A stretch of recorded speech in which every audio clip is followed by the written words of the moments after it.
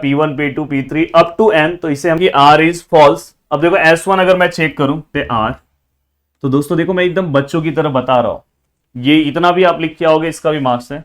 दोस्तों प्रदीप गिरी academy channel में आपका बहुत बहुत स्वागत है। आज हम लॉजिक का लेक्चर नंबर 4 देखने वाले हैं, जिसके अंदर हम टॉपिक देखने वाले हैं दोस्तों मेथड ऑफ प्रूफ। जनरली ये टॉपिक लोगों को बहुत ही डिफिकल्ट लगता है, पर अगर आप मेरा लेक्चर पूरा का पूरा एंड तक देखोगे तो जरूर यूनिवर्सिटी में जो भी क्वेश्चन है वो आपके लिए बहुत इजी हो जाएंगे।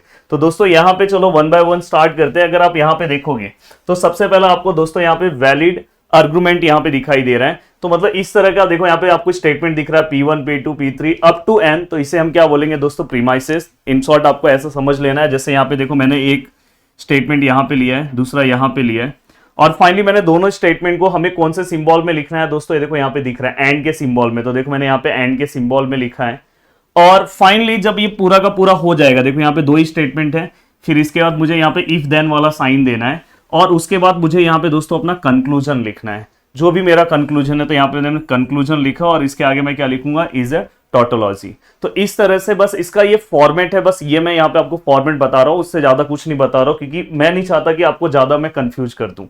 अब दोस्तों यहाँ पे टोटल 4 चीजें हैं, 4 प्रॉपर्टीज हमें पता होना चाहिए। अगर 4 प्रॉपर्टीज हमें पता है तो हम आराम से इससे रिलेटेड क्वेश्चन सॉल्व कर लेंगे, अगर नहीं भी पता है तो भी सॉल्व कर लेंगे। तो इसलिए ध्यान रखना, अगर चीजों में अगर कुछ गड़बड़ लगा, अगर लगा कि नहीं सर ये बस मैं इसलिए आपको बता रहा हूँ कहीं थ्योरी में कुछ आया तो आपको लिखने आना चाहिए, नहीं तो मैं इसके अलावा भी आपको क्वेश्चन डायरेक्ट सॉल्व करा सकता हूँ।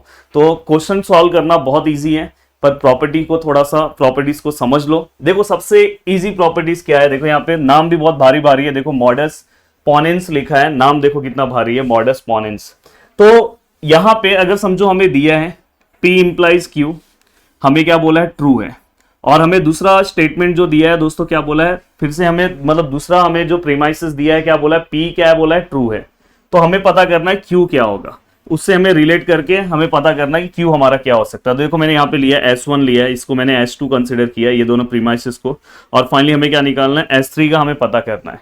तो दोस्तों यहाँ पे अगर आप ध्यान से देखोगे, देखो P इंप्लाइज Q उन्होंने क्या बोला है, ट्रू। तो इसके लिए हमें इंप्लाइज वाला जो हमारा टेबल है वो हमें याद होना चाहिए। इंप्लाइज वाले टेबल में हम क्या याद रखते थे, first value is true, second value is false, then answer is false, otherwise true. Otherwise सभी आंसर्स क्या होंगे दोस्तों, ट्रू।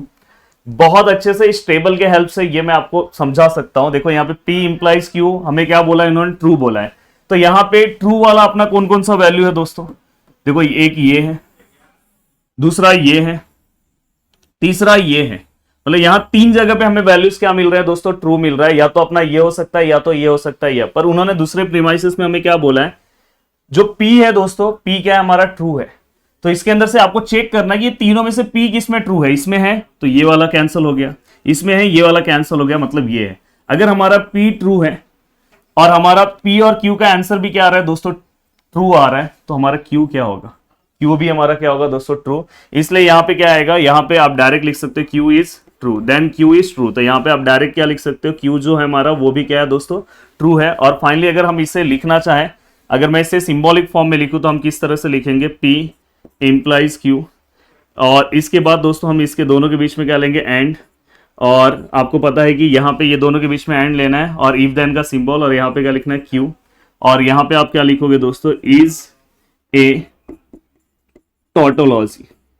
अगर दोस्तों ये फॉल्स होता तो आप इसे किस तरह से लिखते हैं, निगेशन Q, और वही अगर ये ट्रू है तो इसे आप क्या लिखोगे, Q। तो ये इन जनरल आपको पता होना चाहिए। अगर समझो इनकेस अगर थियरी में कुछ पार्ट आ गया तो आप वहां पे लिख सकते हो, और बहुत ही सिंपल तरीके से ये चीज मैं बता रहा हूं। अगर आप इस टॉपिक को अगर देखोगे तो बहुत सभी लोगों को बहुत कॉम्प्लिकेटेड लगता होगा। अब देखो ये वाला ही पार्ट में बहुत सिंपल तरीके से आपको बताऊंगा।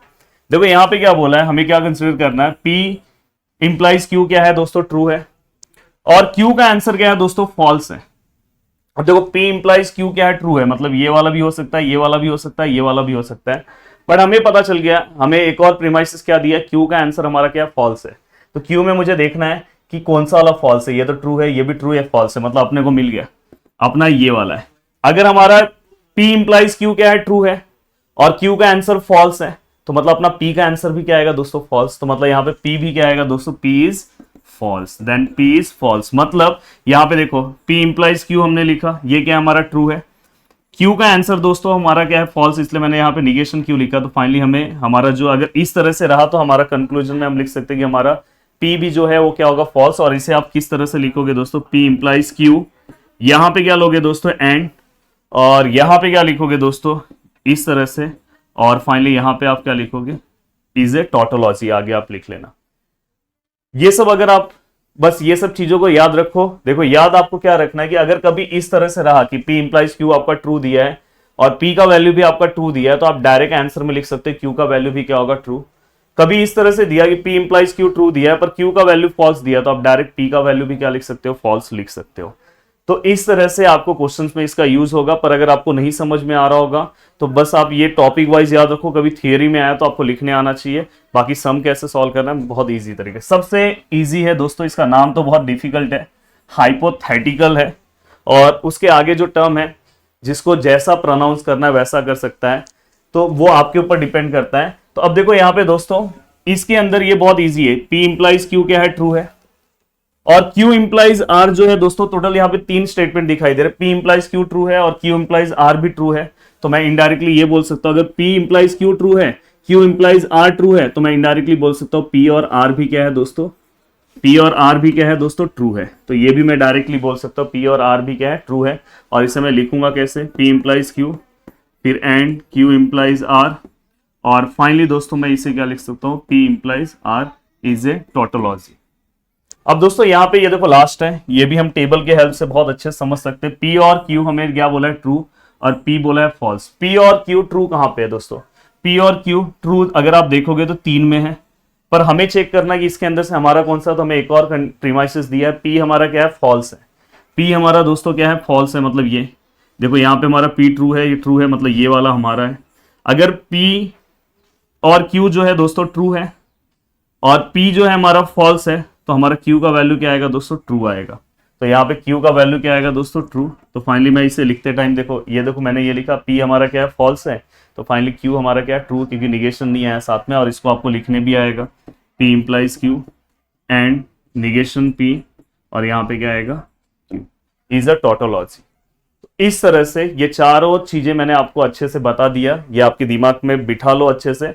अब मैं इससे रिलेटेड क्वेश्चन सॉल्व करना स्टार्ट करता हूँ। क्वेश्चन पहले लिख लेता हूँ और फिर मैं इसके बाद इससे रिलेटेड क्वेश्चन सॉल्व कराऊंगा। बहुत अच्छे से आपको चीजें समझ में आएगी और जरूर आप बाद में बहुत ही अच्छा कमेंट लास्ट में करोगे। दोस्तों अब चलते हैं इससे रिलेटेड क्वेश्चन सॉल्व करते हैं। अगर यहाँ पे अगर आप देखोगे तो यहाँ पे हमारे सामने क्वेश्चन है, देखो क्या लिखा है, test the validity of the argument. हमें क्या करना है, इसका ये जो आर्गुमेंट दिया है वो वैलिड है कि इनवैलिड है, हमें ये पता करना है। तो देखो दोस्तों सबसे पहले इसके अंदर कितने स्टेटमेंट्स है वो हमें लिखना होगा। लेट, अब देखो यहाँ पे मैं लिख रहा हूं अ पर्सन इज पुअर, तो यहाँ पे मैं क्या लिख रहा हूं, यहाँ पे हम लिख रहे हैं पर्सन इज पुअर। देन यहाँ पे दोस्तों हम क्यू क्या लेंगे, ही इज अनहैप्पी, तो यहाँ पे क्या लिखेंगे, ही की जगह पे हम क्या लिखेंगे, पर्सन इज अनहैप्पी, और यहां पे आर क्या आएगा, if a person is unhappy. दोस्तों ये अनहैप्पी वाला पार्ट हो गया। देखो यहाँ पे एक और स्टेटमेंट हमें दिया है, ही डाई, मतलब ही की जगह पे हम क्या लिखेंगे, पर्सन डाइज यंग। अब दोस्तों इस तरह से हमने तीनों स्टेटमेंट्स लिख दिया। देयरफॉर जहां पे आएगा दोस्तों वहां पे आपको रुक जाना है, देयरफॉर वाला पार्ट जो है वो वहां पे आपको कंसीडर नहीं करना है। अब देखो मैं इसे सिंबॉलिक फॉर्म में लिख रहा हूं, सिंबॉलिक फॉर्म। सिंबॉलिक फॉर्म में अगर आप देखोगे तो देखो यहाँ पे सबसे पहले मैं S1 लूंगा, फिर मैं क्या लूंगा दोस्तों S2, क्योंकि 2 स्टेटमेंट दिया है, और जैसे ही देयरफॉर आएगा तो मेरा क्या हो जाएगा, वो S3 हो जाएगा, और देयरफॉर आता है तो ऐसा लाइन आ जाएगा। अब दोस्तों S1 में हम क्या लिखेंगे, if a person is poor he is unhappy. देखो जहां पे भी इफ का सिंबल आता है तो हम इफ देन लेते हैं, मतलब इफ देन वाला हम सिंबल लेंगे। जहां पे इफ वर्ड आएगा तो हम वहां पे इफ देन का सिंबल लेंगे। बहुत ही सिंपल लैंग्वेज में पढ़ा रहा हूं। A person is poor, a person is poor मतलब यहाँ पे क्या आएगा दोस्तों, P।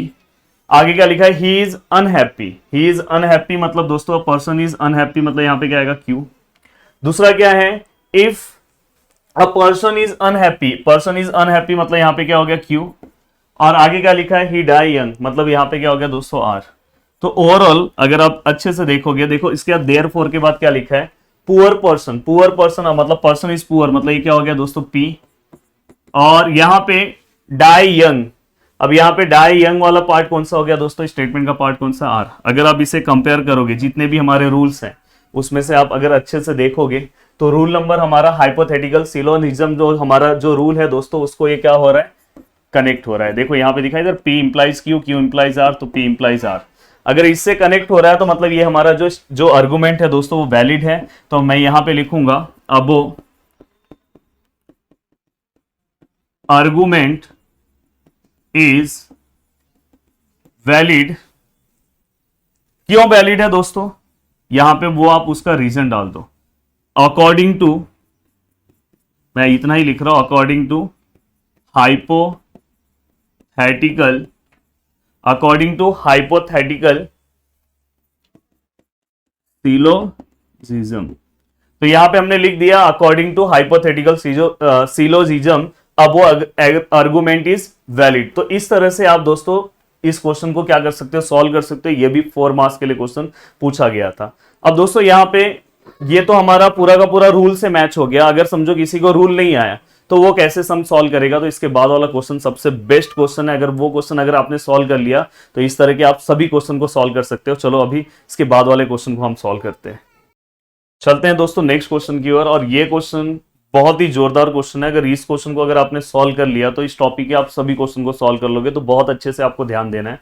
Determine whether the argument is valid और नॉट, यही हमेशा पूछा रहेगा। देखो क्या लिखा, इफ आई ट्राई हार्ड, तो हमें समझ में आ रहा है। देखो हम सबसे पहले स्टेटमेंट बना रहे हैं, आई ट्राई हार्ड, ये हो गया। देन दोस्तों क्यू में क्या आएगा, आई हैव टैलेंट। तो यहां पे क्या हो गया दोस्तों, दूसरा क्या हो गया, आई हैव टैलेंट। प्लीज ध्यान देना। आर में क्या आएगा दोस्तों, I will become a musician. तो देखो यहां पे क्या लिखेंगे, I will become a musician. और दोस्तों उसके आगे देखो, if I become a musician then I will be happy. तो एक और स्टेटमेंट हमें मिल गया, तो उसे मैं एस ले रहा हूं, आई विल बी हैप्पी। ऐसे स्टेटमेंट्स आपको लेना है। देखो यहाँ पे आई बिकम अ म्यूजिशियन तो ऑलरेडी मैंने लिया है, तो उसको मैं नहीं लिखूंगा जो है। अब देखो यहाँ पे देयरफॉर आ गया, तो हमें क्या करना है, रुक जाना है। अब मैं इसे क्या करूंगा, सबसे पहले सिंबॉलिक फॉर्म में लिखने की कोशिश करूंगा। तो देखो सिंबॉलिक फॉर्म, सिंबॉलिक फॉर्म में अगर मैं इसे लिखने की कोशिश करूंगा, प्लीज ध्यान देना।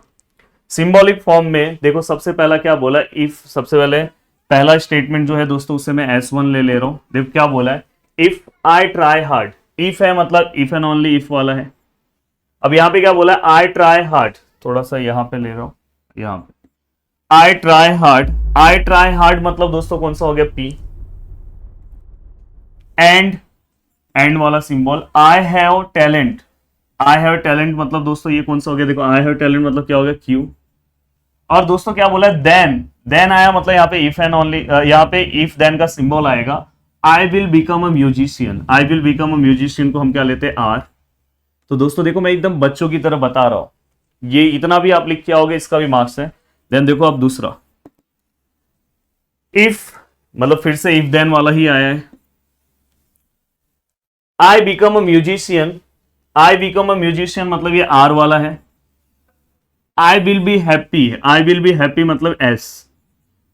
अब दोस्तों इसके बाद देयरफॉर आया। मैंने बोला है कि जब भी देयरफॉर आए तो आपको ऐसा स्ट्रेट लाइन ड्रॉ कर दो।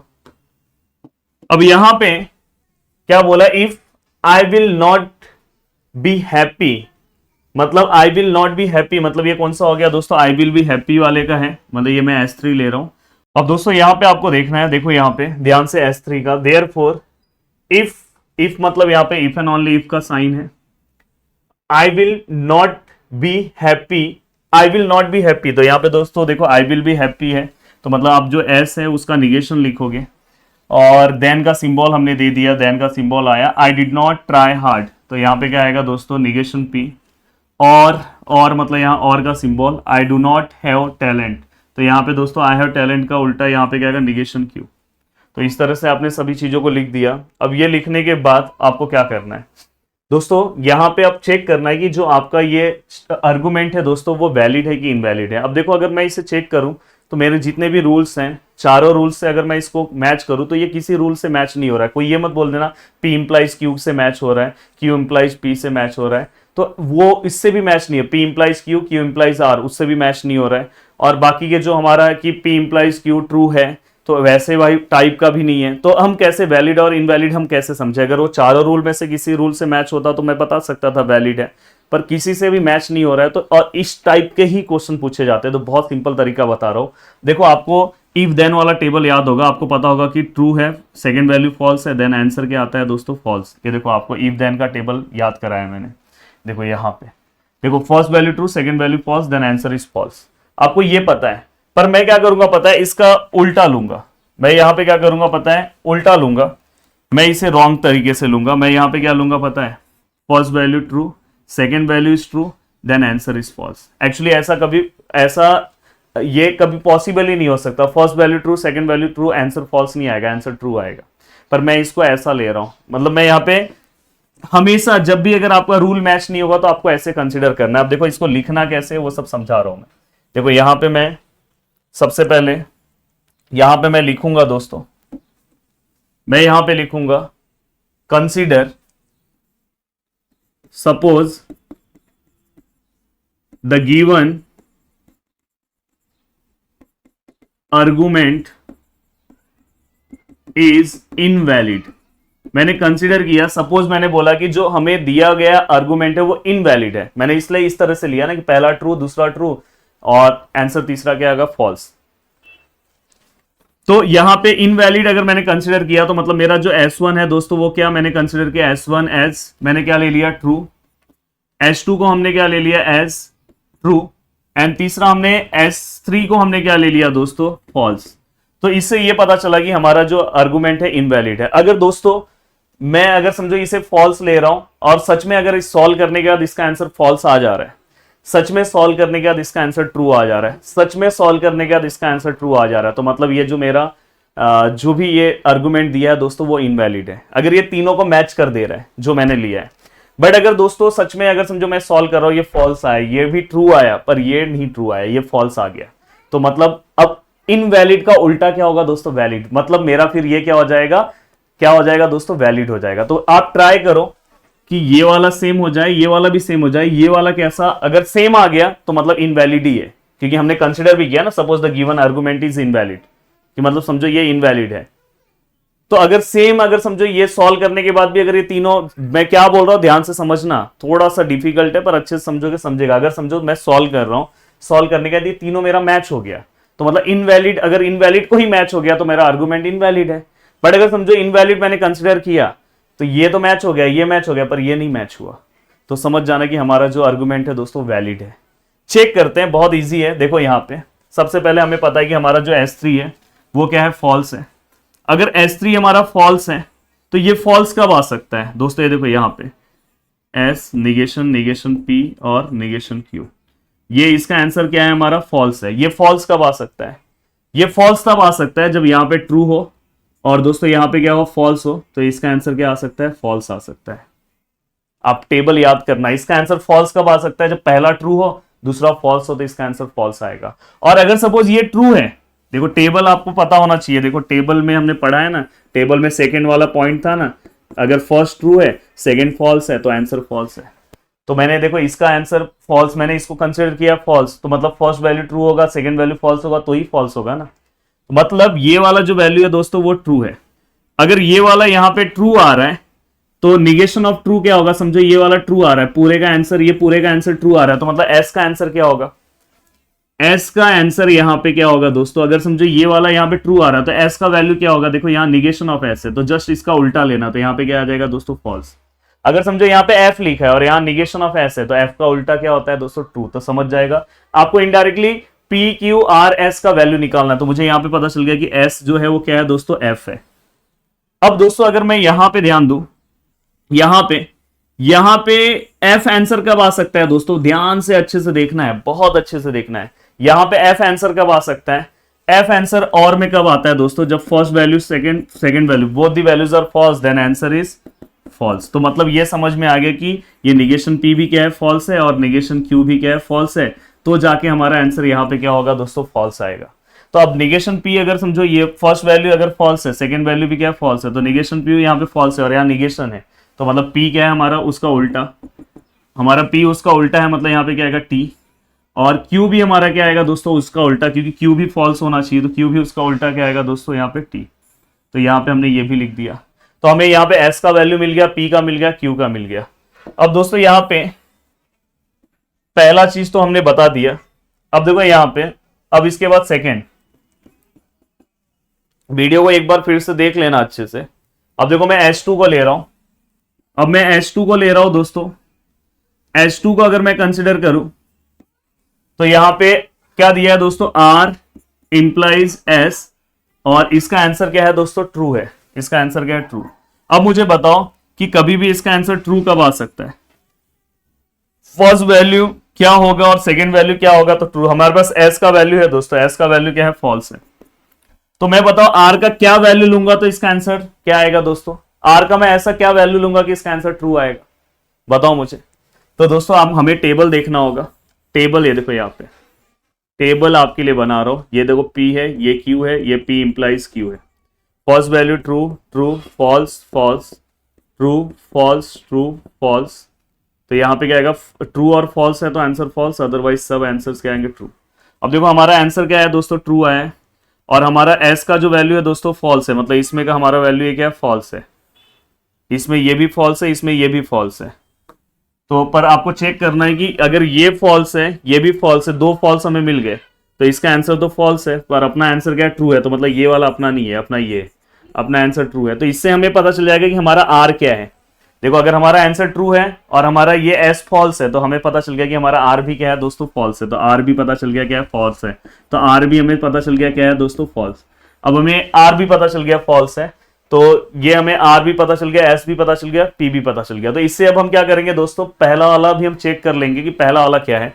अब दोस्तों अगर आप देखने जाओगे तो फर्स्ट वाला जो है, देखो यहाँ पे S1 यहाँ पे आप लिख देना कि R इज फॉल्स। अब देखो S1 अगर मैं चेक करूं, देखो यहाँ पे P इंप्लाइज Q, और यहाँ पे क्या R। यहाँ पे हमें क्या बोला है दोस्तों, इसका आंसर क्या आना चाहिए, ट्रू। चेक करते हैं कि इसका आंसर ट्रू आता है क्या। देखो P का वैल्यू कितना है, हमने निकाला है 3, इसका Q का वैल्यू कितना है दोस्तों T, और R का वैल्यू कितना है दोस्तों, R का वैल्यू कितना है F। अब देखो दोस्तों both the values are true then answer is true, and का टेबल आपको याद होगा। और यहाँ पे दोस्तों क्या है, F। और मुझे बताओ फर्स्ट वैल्यू ट्रू है, सेकंड वैल्यू क्या है, फॉल्स है, तो आंसर क्या होगा दोस्तों, फॉल्स। तो फाइनल आंसर हमें क्या मिला, फाइनल आंसर दोस्तों हमें क्या मिला, फॉल्स। पर यहाँ पे एक्चुअली क्या है दोस्तों, ट्रू। तो जस्ट इसका कॉन्ट्राडिक्शन, मतलब जस्ट इसका अपोजिट आ गया। तो यहां पे आप लिख सकते हो फाइनल रिजल्ट, या तो स्टेटमेंट S1 या तो premises S1 is contradiction, result of premises S1 is contradiction here, S1 is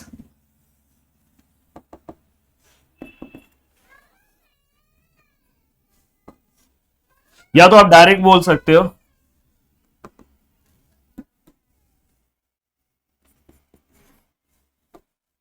argument is valid, और उसके बाजू में अगर आपको लिखना है तो आप लिख सकते हो कि यहाँ पे द रिजल्ट इज, यहाँ पे आगे आप क्या लिखोगे, here result is contradiction and therefore the given argument is valid. तो यहाँ पे जो हमें रिजल्ट आए फाइनली वो कैसे हैं, कॉन्ट्राडिक्ट है। मतलब जो हमने कंसिडर किया था, देखो पहले वाले को हमने कंसिडर किया था फॉल्स से, हमें सब वैल्यूज हमने ले लिया, ट्रू के अकॉर्डिंग भी हमें वैल्यूज मिल गया। तो फाइनली हमें सभी वैल्यूज को इसमें पुट करना था। तो हमें जो फाइनल रिजल्ट मिला स्टेटमेंट नंबर S का, S1 का, मतलब प्रीमाइसेस S1 का जो हमें फाइनल आंसर मिला दोस्तों, वो क्या मिला, फॉल्स मिला। अगर आप देखोगे तो यहाँ पे देखो फॉल्स मिला।